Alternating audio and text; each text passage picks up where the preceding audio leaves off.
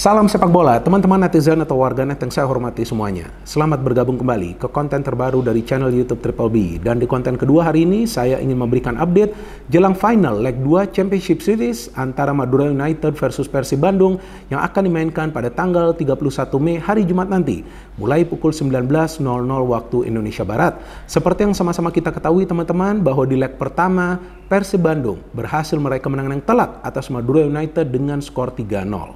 Artinya untuk leg 2 ini Madura United harus bisa meraih kemenangan atas Persib Bandung dengan mencetak jumlah gol yang lebih banyak lagi. Kalau secara hitung-hitungan artinya Madura United harus bisa mencetak 4 gol tanpa kemasukan 1 gol pun supaya mereka yang menjadi juara dari Liga 1 musim ini. Dan di sepak bola teman-teman, seperti yang selalu saya tegaskan, tidak ada yang mustahil. Artinya apapun masih bisa terjadi di leg 2 ini. Namun seperti yang tadi saya katakan di awal, bahwa di konten ini saya hanya ingin memberikan update jelang final leg 2 ini tentang persiapan dari masing-masing tim. Nah, yang saya ikutin perkembangan beritanya bahwa McClough telah dinyatakan fit untuk tampil di leg 2 ini. Dan memang tanpa McClough di leg pertama Persib Bandung bisa menang dengan mencetak banyak gol. Artinya kan tanpa McClough juga Persib masih bisa meraih kemenangan. Ya betul sih, dari hasil akhir kita semua tahu Persib bisa menang, tapi secara permainan kan gak begitu mulus juga permainan dari Persib Bandung. Nah, kenapa gak begitu mulus? Sebentar, nanti akan saya jelaskan. Tapi pertama-tama saya ingin berterima kasih kepada teman-teman yang mendukung kemajuan dari channel YouTube Bola Bung Binder, karena hingga hari ini jumlah subscribers telah melewati 936.000. Wow, luar biasa dukungan yang teman-teman berikan. Dan saya harapkan dukungan dari teman-teman akan tetap konsisten. Dan seperti biasa, jangan khawatir, saya akan selalu memberikan analisa secara logis, pakai akal sehat, dan tentunya fair alias netral. Maka itu saya ingin ingatkan kembali bahwa sekali saya netral, maka saya akan tetap netral walaupun banyak sekali di antara teman-teman yang menilai bahwa saya adalah fan dari Persib Bandung. Tapi faktanya Binder bukan bobotoh. Nah, kembali ke pertandingan leg 2 ini, seperti yang tadi saya katakan, McClough telah dinyatakan fit. Tapi dari kubu Madura United masih tanda tanya nih tentang kebugaran dari Jaja. Dan tanpa Jaja, kita tahu Madura United akan sangat sulit untuk bisa bermain secara kreatif. Bukan karena ketika Jaja keluar di leg pertama kemudian Persib kalah, enggak. Jika Jaja tetap main di leg pertama tersebut, ya mungkin Madura United punya peluang untuk mencetak gol di babak kedua. Tapi tanpa Jaja terlihat bahwa Madura United tidak bisa bermain kreatif. Nah, kembali ke kondisi dari McClough yang saya baca berita tadi pagi bahwa dia telah dinyatakan fit. Nah, memang sih seperti yang tadi saya katakan bahwa tanpa McClough Persib masih bisa menang, tapi kan kenyataannya dari segi permainan agak mengkhawatirkan ya lini tengah dari Persib Bandung, karena jika teman-teman perhatikan di leg pertama tersebut, pada saat para pemain Madura United itu membangun sebuah proses counter attack, maka ada ruang yang terbuka di antara lini tengah dengan lini pertahanan Persib Bandung. Maka itu di babak pertama itu para pemain Madura tampak sangat berbahaya ketika mereka merancang sebuah counter. Meskipun mereka sulit banget menciptakan peluang yang berbahaya kan, karena tembok pertahanan dari Persib itu solid. Nah, yang dikhawatirkan ketika Nick atau Alberto ini tidak dalam form terbaik mereka. Nah, itulah yang bisa memberikan peluang lebih besar bagi para pemain Madura untuk mencetak gol. Nah, memang Rahmat Irianto membutuhkan waktu untuk bisa beradaptasi, karena dia kan sudah lama ya tidak bermain secara full di sebuah pertandingan yang kompetitif. Maka itu dia membutuhkan waktu untuk bisa beradaptasi dengan perannya yang perlu juga membantu serangan sesekali, gak selalu, tapi recovery-nya harus cepat.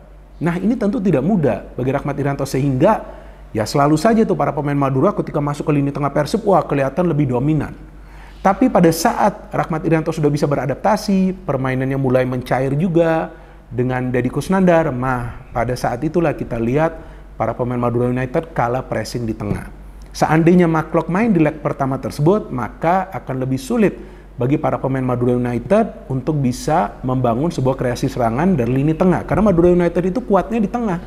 Memang mereka punya winger-winger yang tajam, winger-winger yang punya kecepatan. Tapi otak permainan mereka itu di tengah dengan adanya Jaja, Rivera, dan tentunya ada Jacob. Jacob ini memang pemain yang lebih defensif, tapi kadang-kadang ketika dia naik, ketika dia membantu serangan, dia menjadi opsi lainnya bagi Madura untuk membangun sebuah proses serangan. Artinya dengan kehadiran Klok kembali di lineup ini tentu akan memberikan tambahan tenaga bagi Persib Bandung. Pada saat memang sekarang Persib Bandung ini sudah unggul. Ya kan? Kan di leg pertama mereka sudah menang dengan skor 3-0. Jadi Mark ini dibutuhkan bukan saja dalam urusan membantu serangan, tapi dalam urusan melakukan pressing dari menit-menit awal. Supaya Persib tidak kecolongan dari menit-menit awal. Karena sekarang kan targetnya dari Madura United, mereka harus mencetak banyak gol. Jadi tentu dari menit 0 nih, ya istilahnya saya pakai menit 0 lah ya. Jadi dari menit 0, para pemain Madura tuh pasti akan langsung gaspol. Karena waktu mereka terbatas kan. Mereka hanya punya 90 menit. Dan jika mereka tidak mencetak gol di 45 menit awal jalannya pertandingan, akan semakin sulit bagi mereka untuk bisa mencetak banyak gol. Jadi dengan kehadirannya Klok, jika memang nanti dia langsung main dari awal, karena kan kita nggak tahu juga nih, mungkin juga Boyan Hodak setelah melihat performa dari Rahmat Irianto kembali memberikan dia chance untuk tampil dari awal, yang sebetulnya nggak ada masalah juga. Tapi kalau ada Klok, karena Klok ini kan chemistry-nya ini sudah jalan nih dengan Deddy Kusnandar, sudah kompak banget. Bahkan Stefano ini sering terbantu dengan peran dari Mark. Jika teman-teman lupa, ya nonton lagi pertandingan dua leg tersebut ya di babak semifinal lawan Bali United tuh support play-nya dari Mark bagus banget ke Stefano sehingga dia kelihatan lebih tune in. Tapi ketika ada Rahmat Irianto, kelihatan ada link up yang tidak begitu cair. Tapi di babak kedua memang sudah lebih baik lagi. Nah, tapi kan di leg 2 ini Persib nggak boleh membutuhkan waktu yang lama untuk bisa membentuk chemistry di antara para pemain mereka, karena jika Persib kemasukan gol di menit-menit awal jalan pertandingan ini, ya let's say 15 menit awal kemasukan gol, nah ini bisa beda jalan ceritanya dari pertandingan leg 2 ini. Karena Madura United itu kan mengejar gol. Memang sih kalau di Eropa ada ya banyak comeback ya. Di Liga Champions kan tim yang sudah kalah dengan skor telak di leg pertama tahu-tahu bisa membalikkan keadaan di leg 2. Tapi kondisinya tim yang membalikkan keadaan itu harus full tim. Nah, tadi kan saya berbicara tentang Mark ya. Nah, sekarang saya ingin bicara tentang Jaja. Nah, jika Jaja ini absen, ini akan menjadi problem besar bagi Madura United. Dan jujur, saya suka cara Jaja ini main. Karena Jaja ini pemain yang sangat skillful. Sulit sekali menebak pergerakan dari Jaja.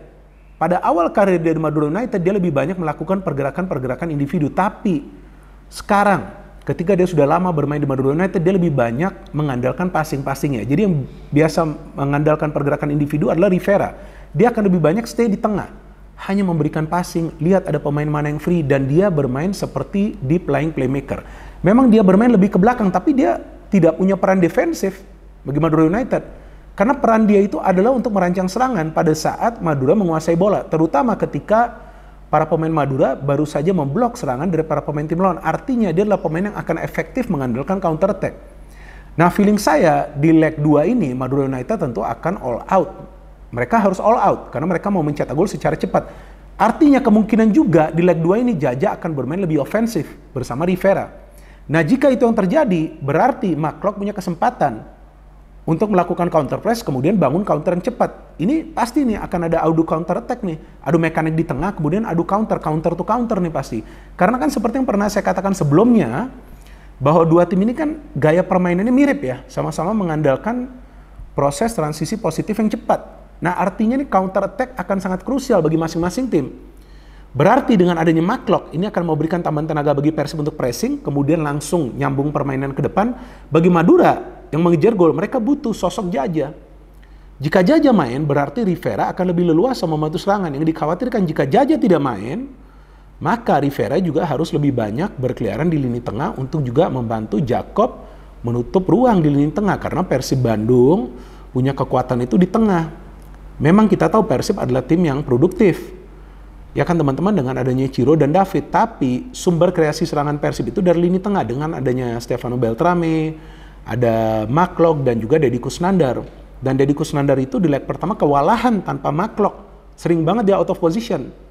Tapi di babak kedua memang sudah lebih baik lagi karena jarak antara Rahmat Irianto dengan Deddy ini tidak jauh. Dan saya pernah mengatakan di platform lainnya, di platform lain, di channel digital lain di YouTube, bahwa seharusnya nih Rahmat Irianto ini mendapatkan menit bermain yang lebih banyak lagi. Tapi sekarang dia kan sudah kalah bersaing nih, karena sebelumnya dia cedera ya. Bahkan dia sudah tidak dipanggil lagi ke timnas Indonesia. Padahal ini pemain yang bagus. Seandainya dia bisa main dari awal, dia mendapatkan menit bermain, dia bermain dari satu pertandingan ke pertandingan lainnya, itu akan sangat bermanfaat bagi dia dan saya yakin dia bisa menemukan performanya kembali. Tapi Rahmat Irianto adalah pemain yang lebih defensif. Itulah karakter permainan dia. Jika dia diminta untuk naik, ya, dan kemudian dia terlambat turun, itu yang bisa membahayakan lini pertahanan dari Persib. Dari Madura United, selain juga Jaja yang diharapkan bisa bermain, supaya bisa memberikan umpan-umpan terobosan yang akurat, perlu juga bala bantuan bagi Jaja dari Jacob Mahler, karena di leg pertama saya tidak melihat Jacob Mahler ini bisa melakukan counter press. Jadi sambil kita menunggu teman-teman kesiapan dari Madura United dengan Jaja, saya pikir besok sudah mendapatkan berita pastinya Jaja akan turun atau tidak, atau mungkin juga caretaker atau pelatih sementara dari Madura United ya tidak akan memberikan informasi secara jelas, walaupun dia mengatakan masih 50-50. Mungkin dia tidak akan memberikan informasi secara jelas ya, kecuali nanti ya kan H-1 jam sebelum kick off ketika line up keluar, nah nanti baru kelihatan, baru ketahuan ada atau enggak namanya Jaja. Tapi untuk saat ini feeling saya dia akan menyimpan dulu informasi ini, dia tidak akan share dulu ke publik.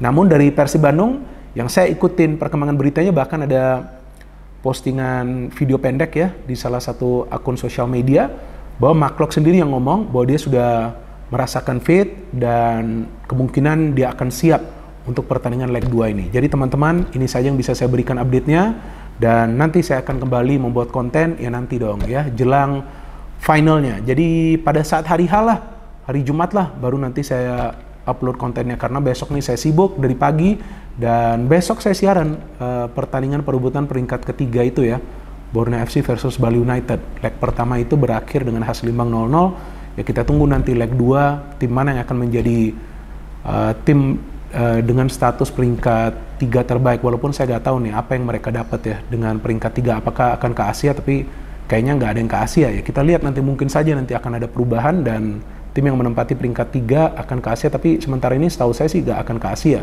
Ya saya nggak tahu juga apakah akan mendapatkan medali atau enggak, tapi seharusnya kalau ada yang namanya peringkat 3 itu akan mendapatkan medali sih. Ya kita nikmatin saja teman-teman pertandingan besok malam dan juga nanti hari Jumat, tapi tenang saja nanti saya akan memberikan analisa saya pada hari H untuk pertandingan final leg 2, dan saya masih berencana, ini belum pasti, saya akan kembali membuat live reaction teman-teman.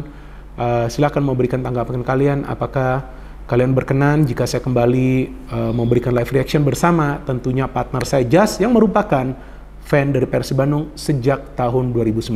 Ya, kita tunggu saja teman-teman, dan lagi-lagi saya ingin berterima kasih kepada teman-teman, terutama fans dari Persib Bandung yang mendukung kemajuan dari channel YouTube Triple B. Dan sekali lagi saya ulangi bahwa Triple B bukan saja singkatan dari bola bung binder, tapi juga artinya binder bukan boboto. Senggol dong.